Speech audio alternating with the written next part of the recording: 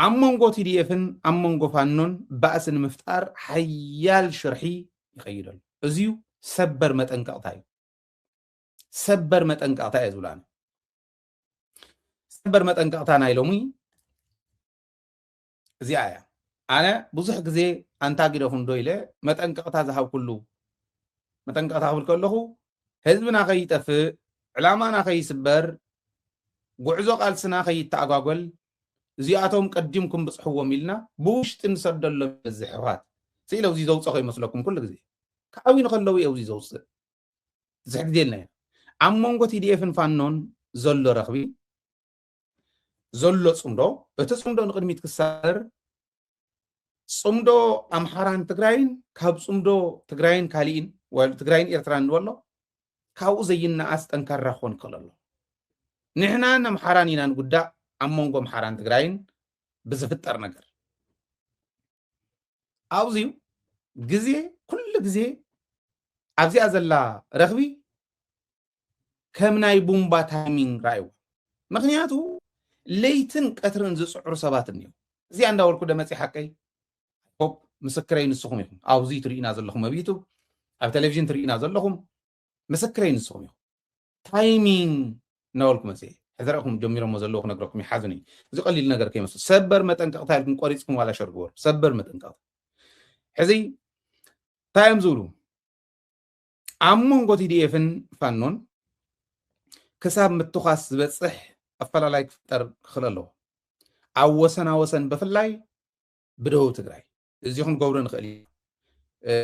فلاي دو تقراي زولوخ نقرأكم يساني زيو بانداتات تولدتي اتوسنا وسن زخونو طغلالا بانداتات تقراي دي سابا زعتو سبا هافتي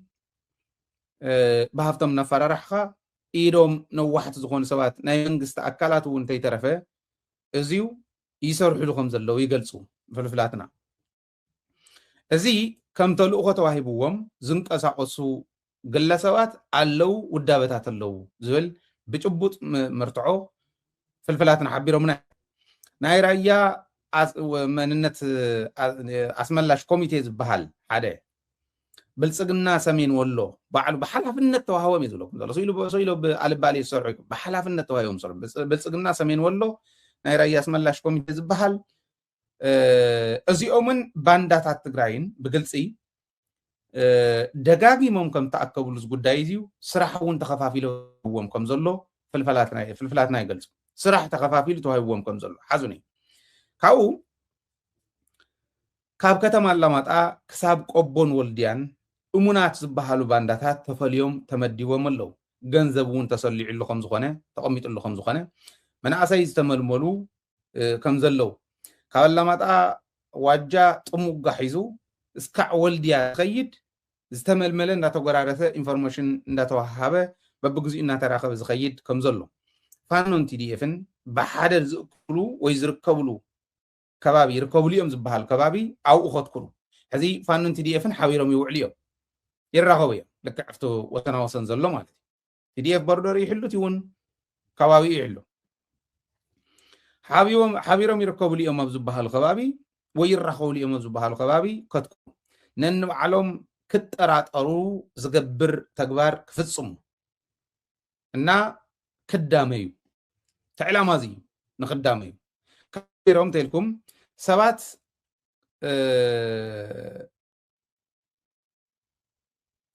ሰባት ካብ ክልቲኡ ወገን እንዳጨወኻ በመሓራ ወገን ፍሉጣት ዝበሃሉ ሰባት ይጨው እሞ ባዕሎም ቲዲኤፍ ጨውይዎ ይብልዎም እዚ ባዕሎም ዝሃብዎም እዩ ማለት ግልጽ ንምዃን ነቲ ሓበሬታ ክወፅእ ከሎ ይትሽግር እንዳኾነ እምበር ሚድያ ስለ ዝኾነ ሞኒተር ዝግበር ሚድያ ከዓ ስለ ዝኾነ ትሽግር እንዳኾነና እምበር ኣብቲ ውሽጢ ጉጅለ ዘለዎ እዮም ፍልፍላትና ኣብቲ ዝተመደበ ሓላፍነት ተዋህቦ ዘለዎ እዮም ማለት መንነቶም ክሸጡ ዘይደልዩ ሰባት ቦቲ ይጭወዩ ቲዲኤፍ ጨውይዎም ይብሉ ፍሉጣት ሰባት በመሓራ ገጽ ይጨው እሞ እዞም ተዋህቦ ዕጡቃት እውን እዮም ስበርዶ ስበራያዶ ገለዶ ኢሉ ተዓጢቁ ዘለው እኒሄ ዕጡቃት እዮም በመሓራ እውን ከምኡ ኣለው ብትግራይ እውን ከምኡ ኣለው ኣብቲ ባንዳነት ዘለው ኩሎም ማለት እዩ እዚኦም እዮም በመሓራ ገጽ ሰብ ይጨው እሞ ቲዲኤፍ ጨውይዎ ይብሉ ፍሉጥ ሰብ ጨው እዮም ፍሉጣት ሰባት ጨው እዮም ካብቶም ፍሉጣት ሰባት ዝበሃሉ تقبلنا زلوم مرحت هيمانوت صلوا فترت مناسي عبيت عدي ناي ميديا نتفتي زياتهم زمصلو يچويو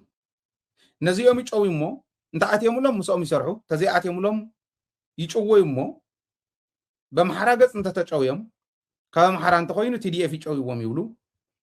كاب تግራይ ገጽ እንተ ኮይኑ ፋኖ ይጨውዎም ይብሉ ስለዚህ ፋኖን ቲዲኤፍን ከዳሞ ይገብሩ ማለት እዩ በቲ ቲዲኤፍ ጨውዎም በቲ ከዓ ማሓራ ፋኖ ጨውዎም ኢሎም ከባልዕዎም እቲ ዕላማ ሓደ ካብቶም ዕላማታት ተዋሃብዎም እዚ ካብዚ ብተወሳኺ ኣብ ፍሉጣት ሰባት ዝበሃሉ ምጭዋይ እንተዘይተኻኢሉ ኣብቶም ፍሉጣት ሰባት ዝበሃሉ ገዛ ፈንጂ ናይ ምፍንጃር ናይ ምድርባይ ኩነታት ይፍጠር እዚ ኣታሊሎም ዝኾነ ነገር ይዛረብዎም ሞ ስለተዛረበ ኣምሓራነት እኮ ስለዝፈቱ እዩ ኣምሓራነት ክህግር ስለዘይደሊ ፋኖ መን ቲዲኤፍ ከም ዝገይርሉ በኣና ገጽ እውን ከምኡ እዚ እናበልካ ፋኖን ቲዲኤፍን ንምብላዕ ዓብይ ሓላፍነት ተዋሂብና እዩ እዮም ኢሎም 100% ርግፀኛ ሁኑ ኣፍታ ቲም ዘሎ ሰብ እዩ ሓደ ጽቡቕነቱ ክነግርኩም ብፍላይ ናይ ደደቢት عفار انت اتينا عفار طريقهم اب كابيني عفار فلفلاتنا اب كابينيوم اتينا مس كابيني عفارينا نصرح حزب عفار مسزب تግራይ ዘለዎ ረኽብ ስለ ዝፈልጥ ንዓና ይኣምነና ተጋሩ ስለ ዝኾነ ኣቲና ካብ ተግባር ሰሪሕና ኢና ንሰርሕውን ኣለና ህዝቦ ምሓራ ተጋሩ ስለ ዝኾንና ስለ ዝኣምነና ይኣምነና ትግራዋይነትና ፍጹም ዘይንደራደር ስለ ዝኾነ እቲ ኳሊቲ ናይ ህዝብና ዝግለጸሉ ቅንዕና ስለ ዝኣምኑ ኣሚኖም ይነግሩና በትግራይ ወገን ዘለው ከዓ ባንዳ ኢልና ንርጆ ባንዳ ኩሉ ባንዳ ይኮነ ነዝቡ ዝቃለስ እውን ኣሎ ባዕሎምን ይብሉ እዮም ባይዘ ወይ ይኣምንዎም ትግራዋይ ምእማነ ይከኣልን ግደፎ ይትእመንዎም ገለ ይብሉ እዮም ባንዳታት ተፍትዩ ኣዲስ ኣበባ ኣትዮም ዋላ ክንድዝ ድላዮም ተገበሩ ከምኡ ይብሉ እዮም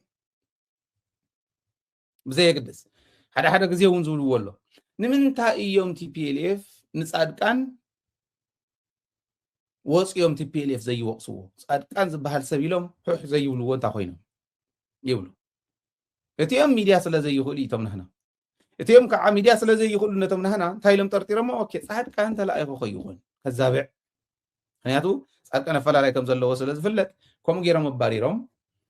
سريدم مو يخون ጌታቸው كم غيرم مو يخون يولو ዝኾነ ክፍእ ክብሎም ከሎ ድሮስ ተጋሩ እንዲዮም እዚኦም ተጋሩ እንዲዮም መን ከኣምኖም እዚኦም ይብሉ ብዝኾነ ኣብዛ ናይ ፋኖን ናይ ቲኤፍን ጉዳይ ሓንቲ ሓሳብ ከኦም ቅድሚ ሕዚ እውን ንብለ ስለ ዝነበርና እዚ ገይሮም ይኸዱ ኣለዉ ካሊእ ኣጀንዳ እውን ሒዞምልና ክመፁ እዮም ጥርጥር የብሉን ንሕና እቲ ጎደሎና ስለ ዝፈልጥዎ ንሕና እውን ጎደሎና ንምስትኽኻል እንኸዶ ዘለና ርሕቐት ብዙሕ ክንድቲ ዝድለ ስለ ዘይኮነ ክኸዱ እዮም ዝኽእልዎ ኩሉ ክገብሩ እዮም ከመይ ጌርና ኢና ንሕና ካብቲ ንሶም ዝኸድዎ ዝኒሄው መንገዲ ብዝበለፀ ኸድና ነቲ ዝኒሄ ናይ ፅምዱ ዕድላት ክንጥቀመሉ ንኽእል ዝብል እንተዘይሰሪሕናሉ ምስ ግዜ እንተዘይከድና ካብቲ ሕዚ ዝበልኩኹም ንላዕሊ እቲ ኣነ ዝፈርሖ ብጣዕሚ ዝሰግኦ ናይቶም ናይ ሃይማኖት ኣቦታት ምምልላስ እዩ በዓል ኣባ ኣብርሃም ይመላለሱ ኣለዉ ብሱረ ኣፈላላዮም ፈጢሮም እኮ እዮም ባይዘ ውሕዳት ስለ ዝኾኑ ኣባት ኣርበኞች ዝበሃሉን እቲ ናይ ፋኖ መሪሕነትን ኣባት ኣርበኞች የበባቂ ኢሎም ስኢሎም ክወስኖ ይኽእሉን ክፍርሞ ይኽእሉን ግን በቃ ናይቲ ፋኖ ከይፈርስስ የበላይ ጠባቂ ላዕለዋይ ሓላዊ ዓይነት ገይሮም ኣቕሚጦሞ እቶም ኣባት ኣርበኞች ዝበሃሉ እቶም ላዕለዎት ሓለውቲ ዝበሃሉ በዓል መሳፍንቲ ዘለዉ ኣሪጎም እዮም ተባሂሎምስ በቃ ኣብኡ ሓለውቲ ኮይኖም መማኸርቲ ኮይኖም እዩ ዝለቑ ዓይነት እዩ እዚኦምን ፋኖን እኮ ኣፈላላይ ፈጢሮም ኣሎ ምንም ለውጥ ዋላ እዮምሱ ለውጥ ከምፀ ይኽእሉን ምክንያቱ እቲ ለዋጣይ ዝበሃል እቲ ክልውጥ ዝኽእል ሓይሊ ምስ ሰራዊት ትግራይ ፅምዶ ፈጢሩ ይኸድ ኣሎ በዓል ኣባ ኣብርሃም እስካዕ ሕዚ ምናልባሽ እውን ኣነ ዝፈልጦ ልዕሊ 10 ግዜ ከይዶም ኣለዉ ተመላሊሶም ኣለዉ لعل 10 ግዜ ክመላለሱ ከለው በዓል አብርሃም መስቀል ከሳልምዎም ክባርኽዎም ወይ ማጨለት ክነጽግዎም ኣይኮነን ጸበል ክነጽግዎም ኣይኮነን ሴራ እዮም ዝሰርሑ ዘለዉ ሽርሒ እዮም ዝሰርሑ ዘለዉ ናህና ኣቦታት ነንባዕሎም ሽርሒ ዝሰራርሑ ኣብ ክንዲ ዋዕ ኣቶም ደቂስኩም ትበሃሉ ዘለኹም ተስኡ ኣይትደቅስ ኢሎም ብፅዖም ሰላም ኣብ ክንዲ ከምኡ ይትደቅሱ መራሕትና ይትደቅሱ ንሕና እውን ህዝብና በብኣውደ ምህረቱ ክነጽናዕን ኢና ሕልኑ ክነሃንጾ ኢና እቲ ሕልኑ ዝተጎድአ ህዝብና ሕልኑ ክነሃንጾ ኢና ኢሎም ኣብ ክንዲ ምኻድ ነንባዕሎም ይናኸሱ ብደሞዝ ይናኸሱ በዓል አብርሃም ዘሎን ዘየለን ግዚኦም ቅዳሴ ገዲፎም ፋኖ ኣፈሙዝ ካመልስ ናብ ትግራይ ንኽብሉ ይኸዱ እዚ ኣይገብሩለው እዚ ይገብሩለው ትክክል እዩ ኣብ መንጎ ኦሮሞን ኣምሓራን ሓያል ውጥጥ ኣሎ ትክክል እዩ ጽባሕንጎ ሓቢሮም ተኣትየሙን ካሊእ ጣጣ ኣሎ ኣነ እንታይ ምቕል ትመስሎ ወየም ሚድያ ዘይዘረብ ኮይንና ኩሉ እምበር ንሕና ገልቲ ኮይንና ኢና ንቐርብ ፋኖ ሰላም ክረክብ ዓዲ ኣምሓራ ክንሰርሕ ኣለና ንምንታይ ናይ ኣምሓራ ሰላም ናይ እቲ ኩናት ካብ ኣምሓራ ንንየ ክኸውን ኢና ንደልዩ ኩናት ከይህሉ ንግበር ኩናት ክህሉ ኣለዎ እንተኢሎም ግን ካብ ኣምሓራ ንንየ ኣብ ኣምሓራ እንተወፂሑ ንዓና ክርከበልና ኣባና እንተወፂሑ ንኤርትራ ክርከበልና ኤርትራ ንዓና ክትሕሉ ንሕና እውን ንኤርትራ ክንሕሉ ከይሓልፍ እንተሓሊፉ ሱቕ እንተኢልና ንኣብነት ንሕና ተዘይሓጊዝና እዮም ክኸድዎም እዮም ስለዚ ንሕና ንኤርትራ ክንሕሉ ኤርትራ ግን ሞር ንትግራይ ክትሕሉ ትግራይ ሞር ንኣምሓራ ክትሕሉ ኣምሓራ እውን ቀፂሉ ዘሎ ክትሕሉ ናይ ግድን እዩ ከምኡ እንተኮይኑ ኩልና ከምዚ ዓይነት ርዲኢት እንተሃሊና ሰላም ክንገብሮ ኢና እንተነኣሰ ግን ኩናት እንተሃልዩ ካብ ኣምሓራ ንንየ ይኹን ተመፂኡ ናብኡ ናባና ስለ ዘርከበልና ኢልካ ኺድ ፖለቲካ ንፅድቂ ይስራሕ ፖለቲካ እዩ ስለዚ ለባም እየ ዝብል ኩሉ እዛ ሕዚ ዝብላ ዘሎ ከኣሚኑ ክሰርሕ ከለሉ ተዘይኮይኑ ከም ቀደም ዋላ ይኹን ናይ ሃይማኖት ኣቦታት ከፈጥርዎ ዝኽእሉ ተፅዕኖ ቀሊል ከይመስለካ ህዝበይ ከቢድ እዩ ቀሊል ተፅዕኖ የብሎም ሃይማኖት ኣቦ እንተተዛሪቡ እቲ ቀደም እንተዝኾን ክተቲል እንተኣውጁ ካብ መራሒ ሰራዊት ዝእውጆ መራሒ ሃይማኖት ዝእውጆ ዝገድድ ነይሩ ሎሚ ፎኪሶም እዮም ጳጳስ ከም ተራ ሰብ ዝረኣየሉ ከም ተራ ሰብ ክልተ ሰለስተ ስራሕ ሒዘ ዝተዘይበላዕኹ ዝብለሉ ግዜ በፂሕና እቲ ክብሮም ከም ቀደም ኣይኮነን ግን ኢምፓክት ከም ዝፈጥሩ በዓል አብርሃም ኣብ ፋኖ ዝፈጥርዎ ዝኔው ዕግርግር ራእዩ እስካዕ ሕዚ ጠንኪሮም ይኸዱ ኣለዉ ፋኖ ተወሰኑ ዋላ እንተተፈለይዎ በዓል እስክንድር ተፈልዮም እዮም በዓል ዞም መሳፍን ትበልዎም ተፈልዮም እዮም ዋላ ውሑዳት ተፈልዮምሎም እዮም ቀስ ብቀስ ሓደ ክልተ እንዳበለ እስካዕ ዝፈሊ ኣይትፀብሕ ሪኦኹም ማለት ናይ ኣምሓራ ሊቃን ክኽረፉ ይኽእሉ እዮም እዚኣ ክብል ከለኹ ጽባሕ ንጎ ገደል ክትኣቱ ኢኻ ግን ወልቃይት ሒዝካያ ኢኻ ገደል ተኣቱ እንተተባሂሎም ሹ ዋላ ንበል ወልቃይት ሒዘያ ክኸድየ ዝብል እቲ ኢሊት ኣብኡ መብዛሕትኡ ወልቃይት ዘለዎ ብራያ ዘለዎ ጸለምቲ ዘለዎ ትኹረት ሰፊሕ እዩ መሬት ትግራይ ንሕና ከምቲ ንሶም ዝብልዎ ንኣብነት ናይ ወልቃይት ተስመላሽ ኮሚቴ ዝበሃል ምስ ፋኖ ክሰርሕ ይኽእል እዩ ናይ ጸለም ተስመላሽ ዝበሃል ምስ ፋኖ ይሰርሕ ናይ ራያ ተስመላሽ ዝበሃል ምስ ፋኖ ክሰርሕ ይኽእል እዩ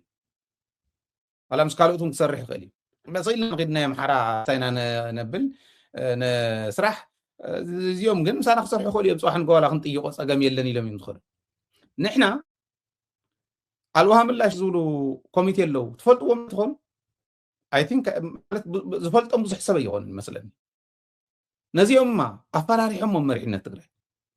ኣልዋሃ ምላሽ ሎም ኣልሞ ምላሽ ዝብሉ ኣልዋሃ ኣለውኻ ኢሎም እዮም ዝፅውዕዎ ኣለውኻ ኢሎም ማለት ሓደ ዓብዪ ኣቦ ዝመርሕዎ ኣይ ቲንክ ዝመርሖ ተቦ እምበር መን ምዃኑ ይፈልጦን ግን ዓብዪ ኣቦ ኣለዉ ወዲ 80 ገለን ብጣዕሚ ይኽቡር ኣቦ ዝገርሙ እዮም በቃ ዘለዎም ሞራል መናእሰይ እውን ኣለዎ እና ለማልሞ ምላሽ ኣልዋሃ ምላሽ እዩ ትዕላሞም መሬት ትግራይ እዩ እዚውን ናይ ድሓር ኢልና ኢና ንኸዶ ዘለና ኢሎም ይኸዱ ታሪክ ፍትፍት ተቢሎም ይኽእሉ ዝኻ ነዚኦም መንግስቲ ትግራይ ከይወፁ ኢሎም ገጽኩም ከንሪእኩም ኢሎም ስፖንሰር ዝበሃል በዓል ሃፍቲ የለን በጃኹም እንደዚ ኣኼባ ክንገብር መናእሰይ ክነምህር ስፖንሰር ግበሩና እንተ ኢሎም ከንሪእኩም ይብልዎ ከም ዝበለ ክትገብሩ ዞር በሉ ከተወድኡና ዲኹም ደልዮም መንግስቲ ትግራይ እንተኸይዶም ናብ ህወሓት እንተኸይዶም ዞር በሉ ጨምላቕ ሓሳብ ሒዝኩም ኣይተምፅኡ ኣንታ ከምኡ ዶ ይገብሩ ድንኤውን እንቲኦምስ መሬትና ባንሕተት ተናእሰ መደራደር እኳ ይኮነና መንሳቶም ዓሸም ኢልና ዲና ክንዕሽ ይብለካ ደንቆሮ ንስኻ ኢኻ ኣይተናደድኩን እጆኹም ደንቆሮ ንስኹም እዮም ንባዕለይ የስታውስ ስለ ዘለኹ እዛ ክረአ ከይጉዳእ ነው ተናዲደ ኣይኮነን ከምኡ ዝብሎ ዘሎ ደንቆሮ ግን ከምኡ ዝብል ዘሎ ኢና ደንቆሮ ንስ ምክንያቱ እንተናእሰ መደራደር ዝኸውን ቃል ምድላይ እውን እኮ ብልሒ እኮ እዩ ኣበኢና ዘለና ዝብል ክትርእዩ ምእንታኒ ኣነ ምስ ፋኖ ክንበኣስ ኣይደለን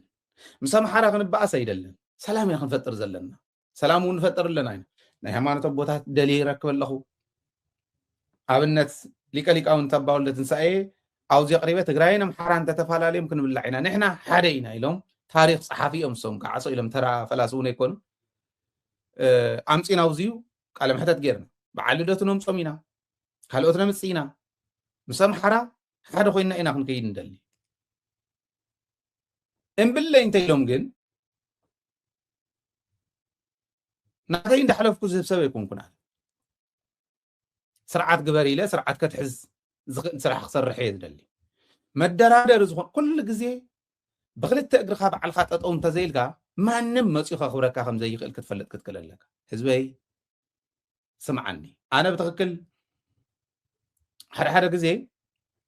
ሕልናኻ ዝጎድኡ ስለ ዝኾኑ ናይ መራሕትና ኣካይዳ እሞ ከዓ ክንሰርሖ እናኽኣልና ኮይ ቅርሸ የድልየካ ንብዙሕ ሞራል እዩ ዘድልየካ በዓል ሃፍቲ ዝኾነ በዓል ሃፍቲ መፂኡ ዝሽፍኖ እዩ ሃፍቲ ትግራይ ኮይ እዚአን ምስራሕ ኣቤኖም መራሕቲ ትግራይ ነቶም ከምኡ ኢሎም ብሞራል እንታይ ሞትኩ እንዳሃለኹ እዚኣ ኣኽሪ ተመቦ ዛሪቦም ነይሮም እቶም ወዲ 82 83 ከባቢኦም I think ተዘይተጋጊ ኣነስ ብሂወት እናሃለኹ እዚኣ ክርኢ ምደለኹ ኢሎም ወዲ 82 ወዲ 83 ዓመት ኣቦ መናእሰይ ወዲቦም እዚኣ ታሪክኩም ኢሎም ከምህሩ ከለው ነንእሽተይ ወላ ንምንታይ 100,000 ዘይትኾን ብወርሒ 100,000 ብወርሒ ንኣኼባታት መናእሰይ ከምህሩሉ ኣነ ሰዓት ክህቦም ነይረ ሚድያ ንዕኦም ወላ መዓልታዊ ሓደ ሰዓት ምሃብዎ ፅሙቕ ኣቢለ ናተይ